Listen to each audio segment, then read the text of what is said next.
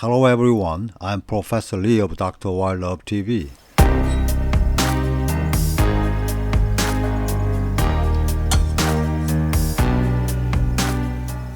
If you have hyperlipidemia or cardiovascular disease and want to eat meat, it's very good if you make boiled pork with danjian. Because the red roots, which have good medicinal properties, the color of the broth is red. The color of the root is red and it resembles ginseng root, but its effect is completely different from that of ginseng. Let me tell you why danjian is important for cardiovascular disease. 1. In 22 clinical studies, in a patient who have hyperlipidemia accompanied by cardiovascular disease, reduce total cholesterol, LDL cholesterol and triglyceride, and increase HDL cholesterol. More effective when taken in combination with aspirin. 2. Patients with angina, high blood pressure, and heart failure, when combined with modern medical treatment, it shows synergistic effect.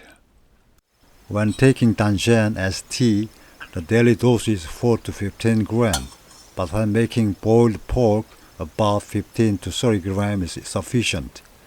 Pork front leg meat was boiled with 20 grams of danjian and a little soybean paste. Because the active component of root needs to be extracted well, it must be boiled over medium heat for at least 1 hour. The color of the broth really looks red. Now, let's taste it, right? This is danjian broth.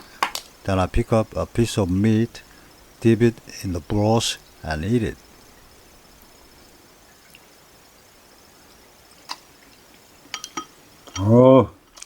좋다. 이 단삼 맛이 쓴맛이 없고 아주 그냥 은은하면서 목재 향이 나면서 수육 맛이 아주 깊고 아주 순합니다.